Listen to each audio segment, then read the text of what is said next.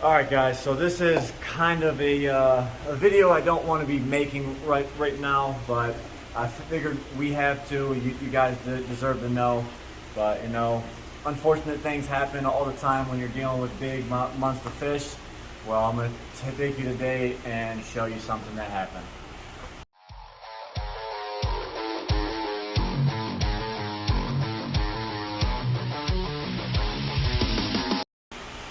Alright, so previously you know that I had gotten some of my dream fish, the goonch, the tigerfish. Now the goonch we did rescue from Milwaukee, but the tigerfish we spent hard-earned dollars, or well I did, and I bought this tigerfish. I wanted him for a very long time, but you know I had worries about transporting a large tigerfish.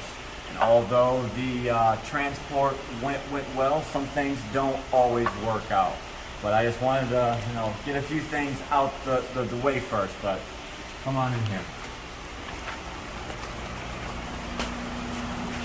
So we came out today, and there's no tigerfish. Tigerfish is gone. I'm actually pulled him out for this video.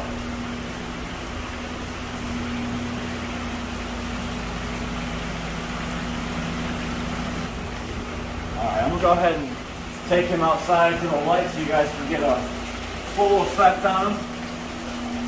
And then we're going to talk about what happened.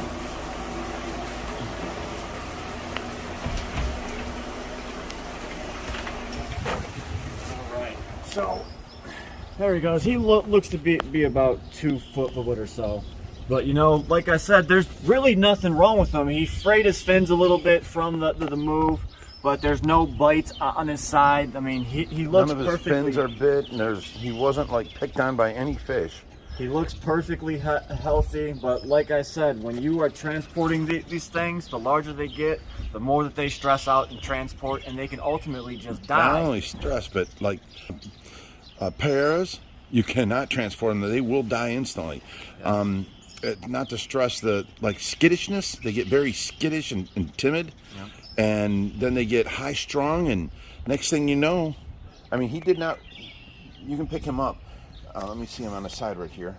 He did not bash his face or his head or anything like that. Look at them teeth. That's my thumb next to him. Jesus.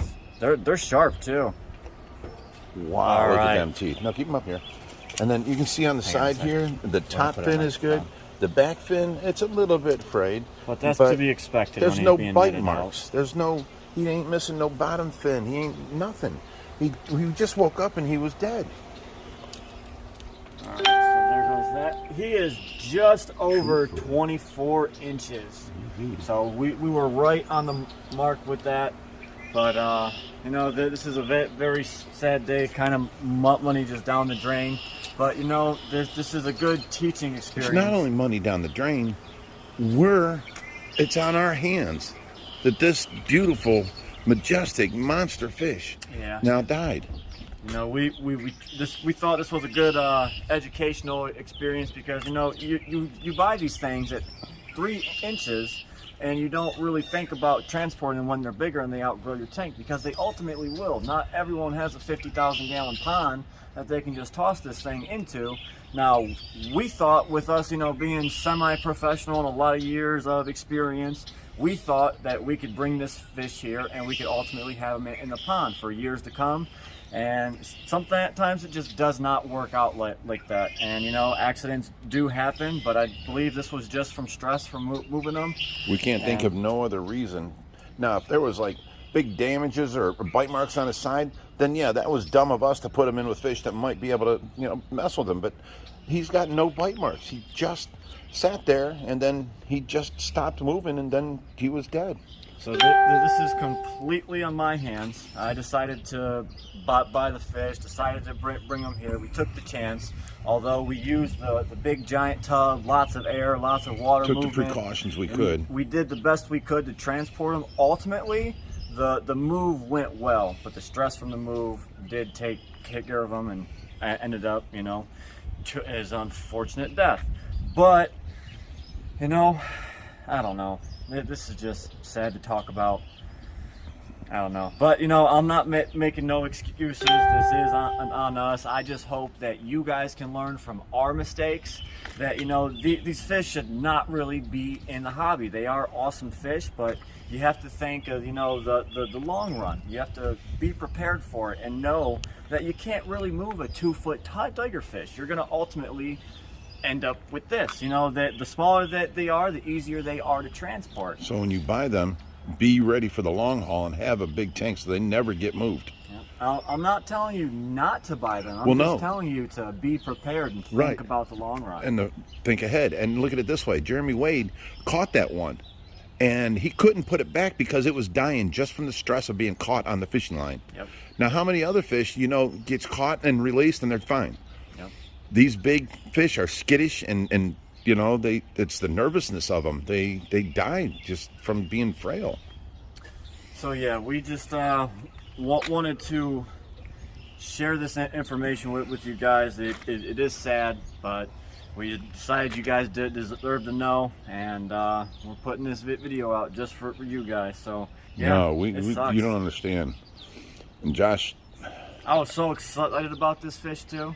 And when he told me about it, he was in tears. So this is, you know, 4 hours later for us. So we're now dealing with it, and we couldn't deal with it before. We had to walk away from it. It was too much. Yeah. So we're going to do his burial now and take a bunch of pictures of him. You know, hopefully get him recreated, hang on our wall. That would be awesome. All right, I'm going to get him in the freezer for now, though. All right, guys, so, you know, that was a very sad, unfortunate event, but it does happen even to the best of us. I'm not calling us the best, but I do like to think of ourselves as having enough experience to handle most of these fish, but we knew going into this that it was going to be a tough ride with this one. I was more worried about him going after other fish. Not so much the stress, but it goes to show you that some of these big fish just should not be moved multiple times like that. And we even took the extra precaution. We put our entire system at risk, and we put that tiger fish directly into this 4,400 gallon tank.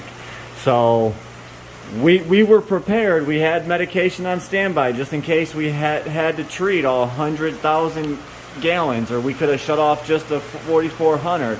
We were prepared for that, but we tried thinking of the best possible way to get this tiger fish into the tank and not stress him, because putting them into quarantine would have stressed him a lot more. Being in the smaller tank, you would have probably bashed into the sides. So we tried thinking of everything we possibly could, and that was still not enough. We tried our best, and we still failed. So I'm just I don't know, I'm just sad. This is a little bit tough for me to be filming this right now, everyone, so I'm sorry if I'm kind of a little bit puzzled and don't really know what to say, because, you know, I just lost one of my favorite fish and I've got no one to blame but myself. So it just sucks. But you guys can see in this 4,400 there is no bites on no one else. Like there was no bites on him. It was just, you know, the stress. Oh, we got the 2 arowanas going after it one another. That's about it.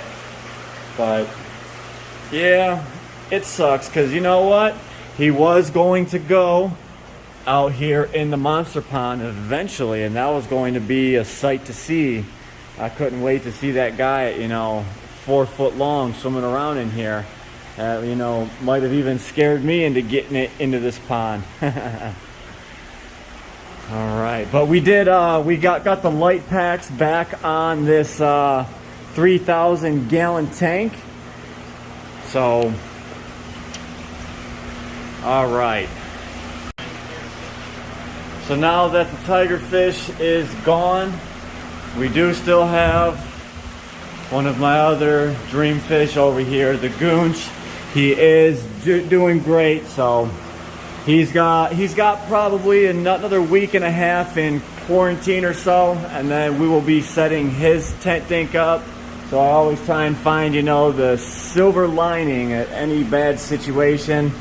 So, you know, I lost one of my favorite fish, but I still have my other one. All in all, what was a great week.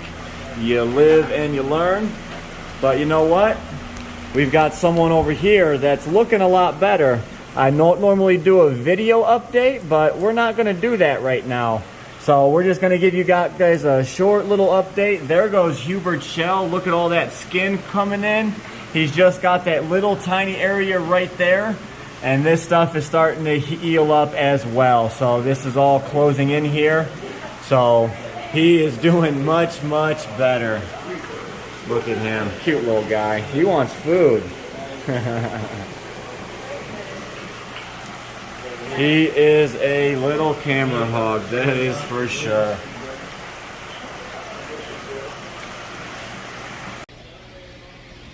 Alright, so I know this is not the video you guys were expecting today. I wasn't expecting to make this video today. It is, you know, a little bit later in the day. You guys are getting this uploaded because I just couldn't bring myself to make the video earlier and put it out.